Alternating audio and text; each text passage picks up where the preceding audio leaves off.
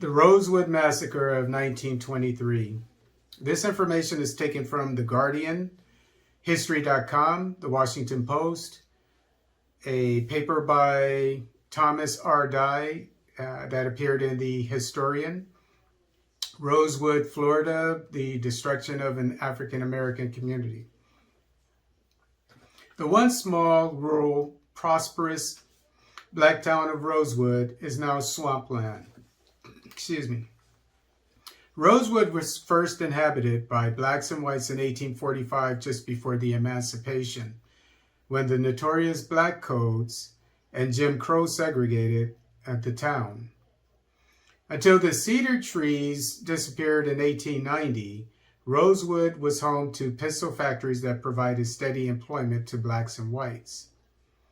While the blacks remained in Rosewood after the demise of the pistol factories, the whites relocated to the neighboring town of Sumner, which was 3 miles from Rosewood and 48 miles southwest of Gainesville on the coast of the Gulf of Mexico. In 1923, Rosewood had a population of 200, 3 churches, 2 general stores, 1 black-owned, 1 white-owned, a Masonic temple, and a baseball team. According to Encyclopedia, because black Masons were often businessmen and landowners, there was a close relationship between Freemasonry and black economic enterprise.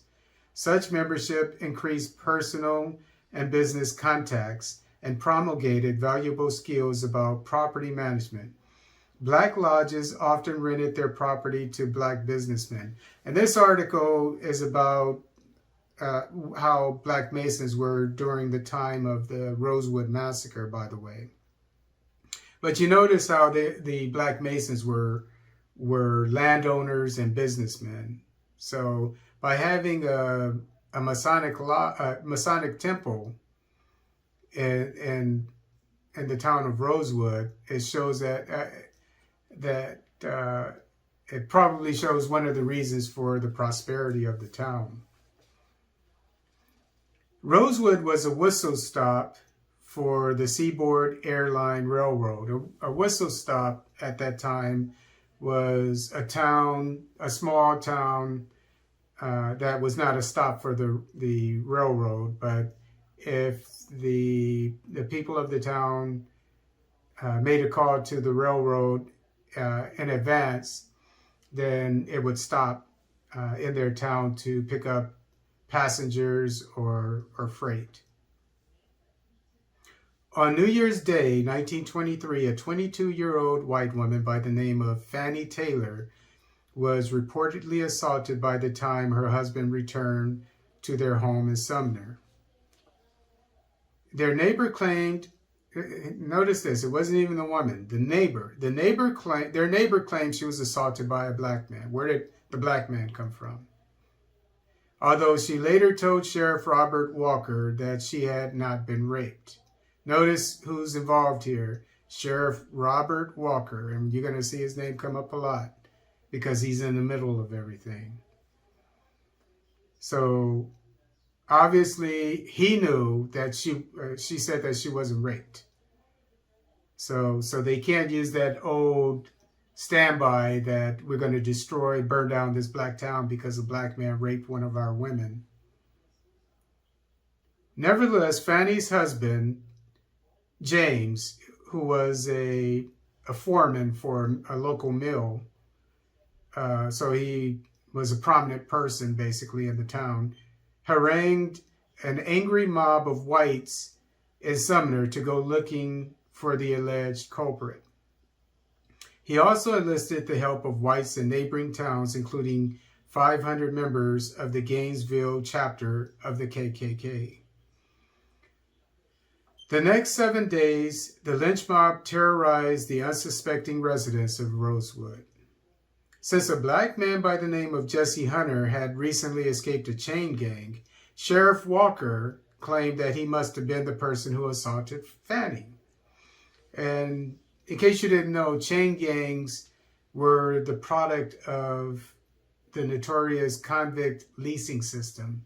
It was a system that was enacted in the South after the Reconstruction, after slavery, where the police would gather up black men if they weren't working, or if they were suspected of being lazy or whatever, and they would take them to jail, and they would be bought by a plantation owner or a mill owner or whatever, and half the time worked to death, barely fed, etc.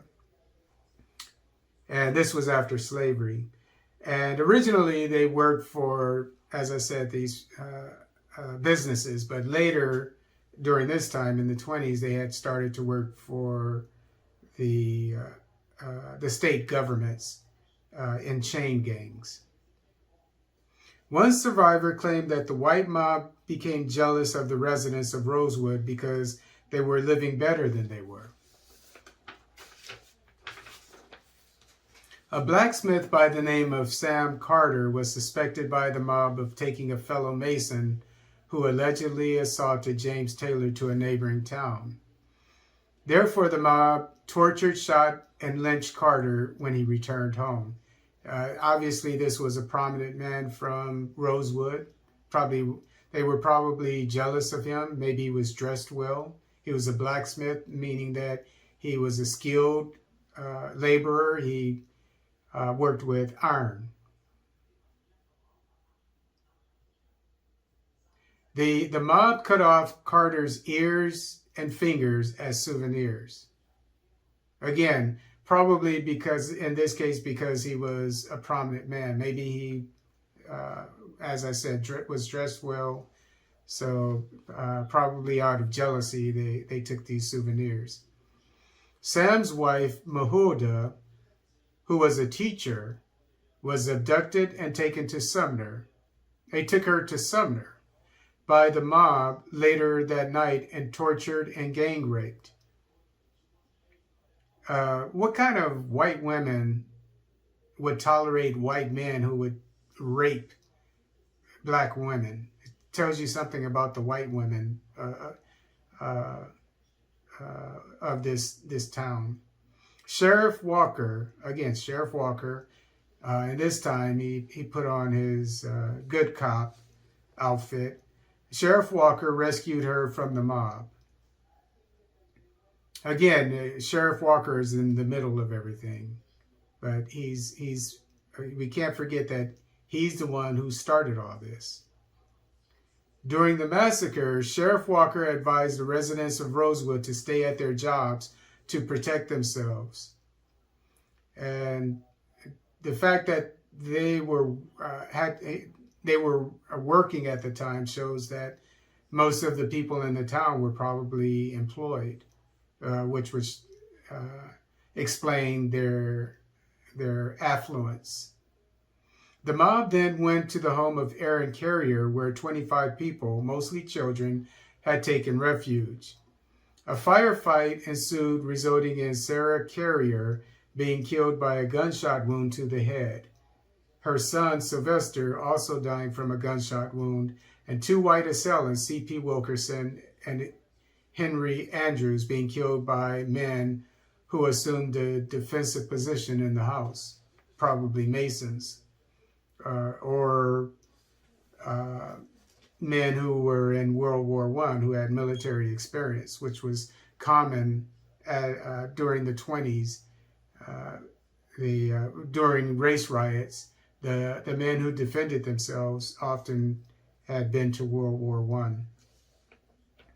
But you notice, again, you have white men shooting a black woman in the head.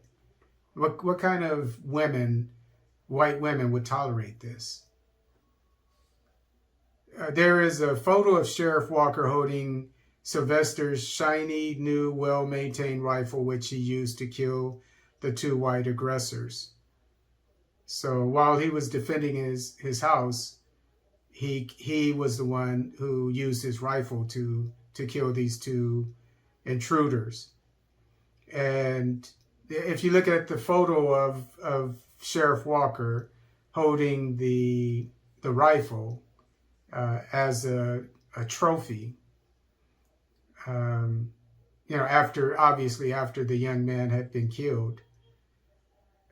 You can see that it was a very nice, probably very expensive rifle. And it was very clean, well maintained, and it looked brand new. So showing that whoever was the owner, in this case, Sylvester Carrier, had to be a person of means. The firefight lasted all night. The mob took Carrier out of his house, tied him to a car, dragged him to Sumner, and beat him. Carrier was also rescued by Sheriff Walker and placed in a jail in Gainesville for his safety. A man, woman, and children inside the house fled through the back door and hid in the swamps before catching a train to a safe town. 2 white brothers arranged for some Rosewood residents to escape the massacre by train. Lexi Gordon died from a gunshot wound to the face while hiding under her burning house. Again, what kind of white women would tolerate white men that would do this to a black woman? Tells you something about the white women of that town. Excuse me. As Lexi Gordon sent her children to the swamp, she remained behind due to suffering from typhoid fever. Many other Rosewood residents were forced to flee to the swamps for safety. The local newspaper falsely reported that the residents of Rosewood had started a race riot, which caused more whites to pour into the all but defenseless town. Here you have the local media, news media, getting involved and fanning the flames of the fire of the Rosewood massacre. Later, James Carrier was taken to the newly dug graves of his mother and brother by the mob and told to dig his grave, which he was unable to do because he was paralyzed from 2 strokes he had suffered previously.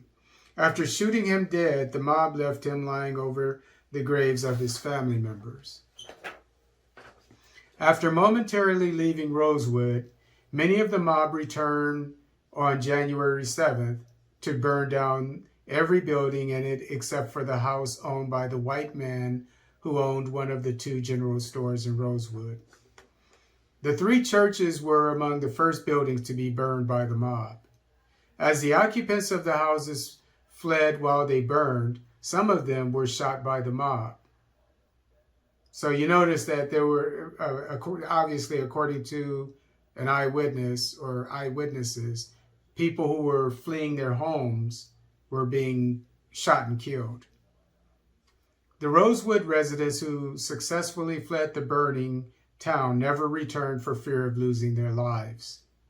The official report identifies Sam Carter, Sarah Carrier, James Carrier, Sylvester Carrier, Lexi Gordon, all of Rosewood, and Mingo Williams from a nearby town as having been murdered by the lynch mob.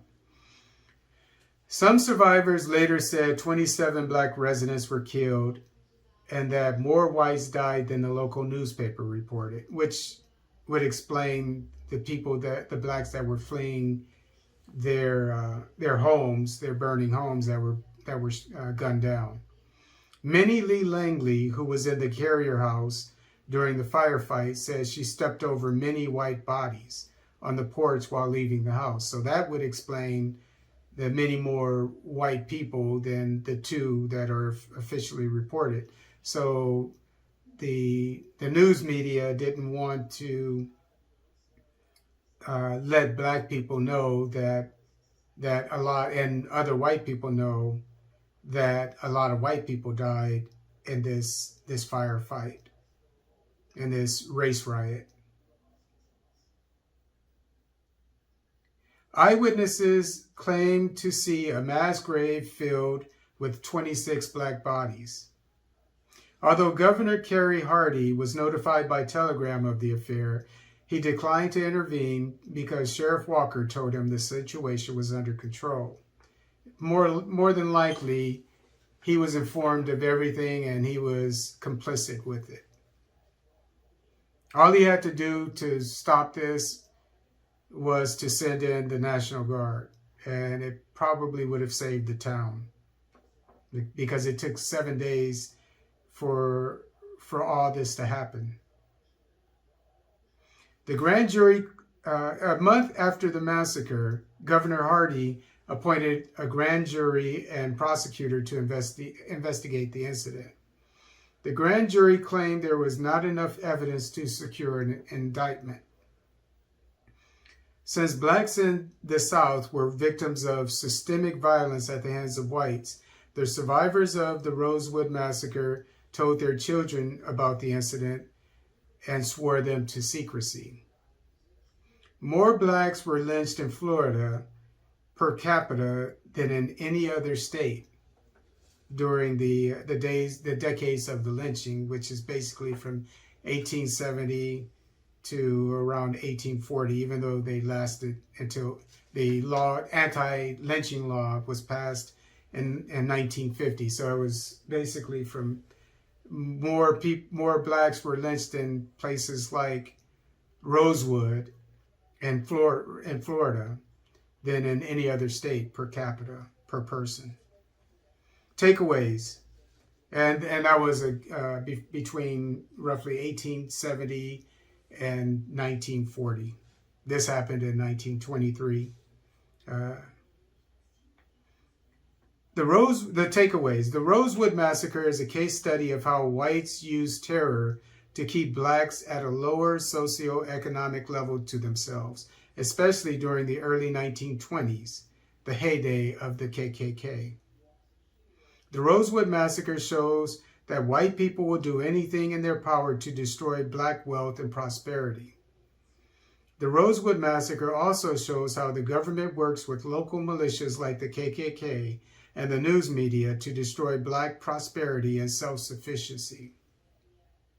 The Rosewood Massacre also shows that whites understand that if blacks are left to their own devices in their own neighborhoods with economic opportunities, they have the proclivity to thrive.